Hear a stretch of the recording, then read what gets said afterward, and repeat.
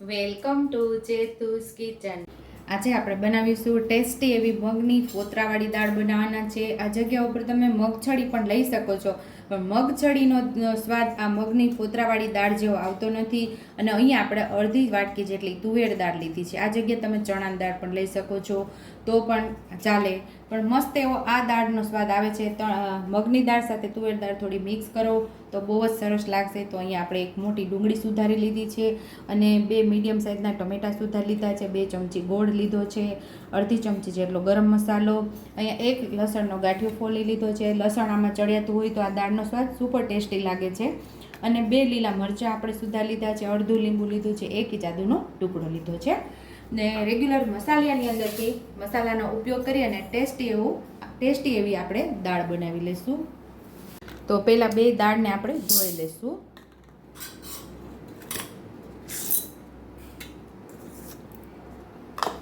તો આ દાળને સરસ આપણે ક્લીન પાણી આવે ત્યાં સુધી દાળને સરસ ધોઈ લેવાની છે। દાળને આપણે ધોઈ લીધી છે, એને સાઈડ ઉપર રાખી દઈશું। ગેસ ઉપર આપણે કુકર રાખી દીધું છે અને 2 ચમચી જેટલું આપણે ઘી ઉમેરવાનું છે।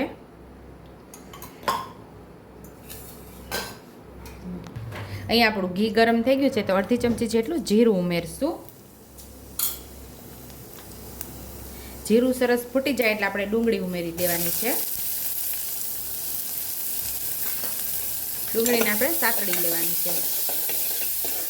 આ દાળ એટલી સરસ મસ્ત બનશે કે તમને શાક સંભારાની જરૂર નહીં પડે એવી ટેસ્ટી આ દાળ થાય છે।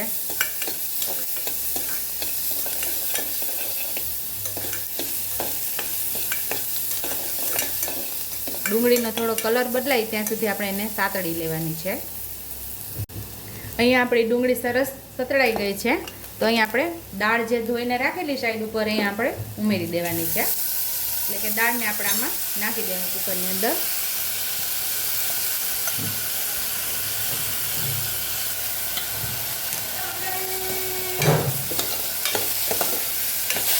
દાળને સરસ આપણે પાછી મિક્સ કરી લેવાની છે। સરસ દાળ પણ સાતળી લઈશું।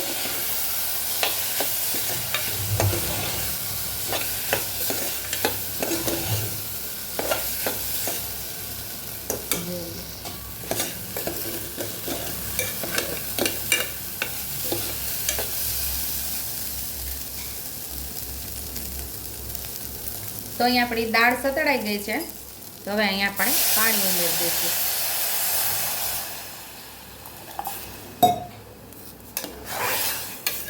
આપણી દાળ પાકી જાય એટલું પાણી આમાં ઉમેરી દેવાનું છે।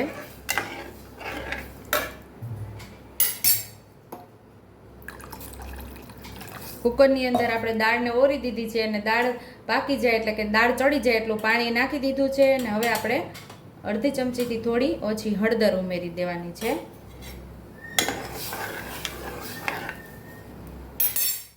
થોડું આપણે મીઠું ઉમેરી દઈશું, બીજું આપણે વઘારમાં ઉમેરશું। હવે કુકર બંધ કરીને 4 થી 5 સીટી એટલે કે દાળ પાકી જાય ત્યાં સુધી આપણે એમાં સીટી લઈ લેવાની છે અને થોડું ટમેટું ઉમેરી દઈશું।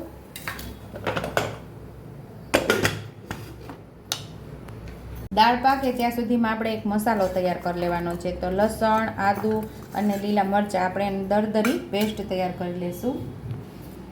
ચપટી આપણે મીઠું ઉમેરશું ને ખાંડી લઈશું।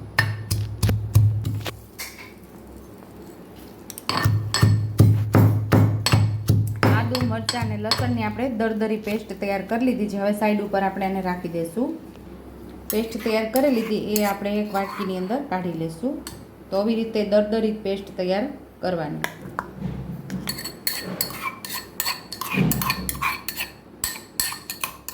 હવે આપણે કુકર ખોલીને જોઈ લઈશું તો અહીં આપણી મસ્ત એવી દાળ સરસ પાકી ગઈ છે। તો હવે આપણાનો ટેસ્ટી એવો વઘાર કરી લેવાનો છે।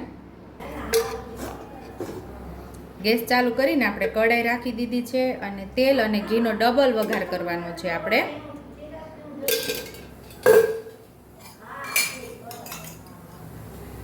તો 2 ચમચી જેટલું આપણે પાછું ઘી ઉમેરશું।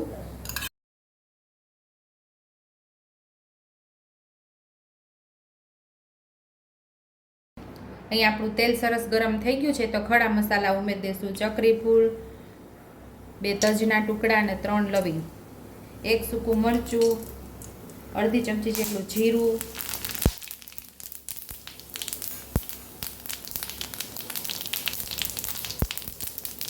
5 ચમચી જેટલી હિંગ અને આપણે લસણ આદુ મરચાંનો જે પેસ્ટ તૈયાર કરેલી એને સાતળી લેવાની છે.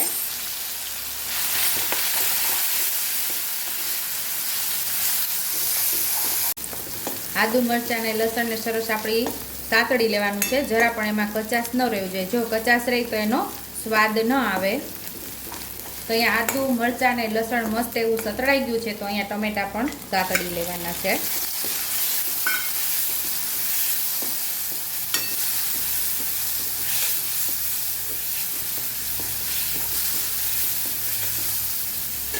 જે પ્રમાણે તમને તીખાશ ખાવતી હોય એ પ્રમાણે તમારે લાલ મરચું પાવડર અહીંયા ઉમેરવાનું છે. અડધી ચમચી જેટલું લાલ મરચું પાવડર, 1 ચમચી જેટલું ધાણા જીરું પાવડર, થોડી હળદર. પાછી સરસ સાતળી લેવાનું છે મસાલાને.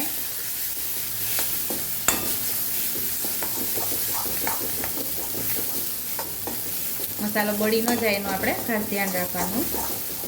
ગેસ એવું લાગે તો ગેસ ધીમો કરી દેવાનો. છતાં પણ તમને એવું લાગે કે મસાલો બળે છે તો 1 ચમચી જેટલું તમે અહીંયા પાણી પણ ઉમેરી શકો છો. મસાલો આપણો મસ્ત એવો સતળાઈ ગયો છે અને તેલ પણ સરસ છૂટું પડવા લાગ્યું છે. અહીંયા આપણે દાળને ઉમેરી દેવાની છે.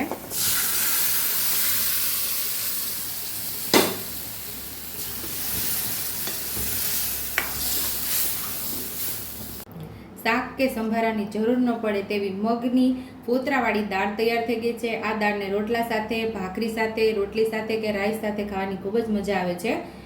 ઉપરથી આપણે લીલા ધાણાથી આપણે ગાર્નિશ કરી દઈશું. જો તમને મારી રેસીપી પસંદ આવી હોય તો મારી રેસીપીને લાઈક કરજો, શેર કરજો, સબસ્ક્રાઈબ કરજો, બેલ આઇકોનને દબાવતા ભૂલતા નહીં અને કમેન્ટ બોક્સમાં કમેન્ટ કરજો કે મારી રેસીપી કેવી લાગી. તો આવજો.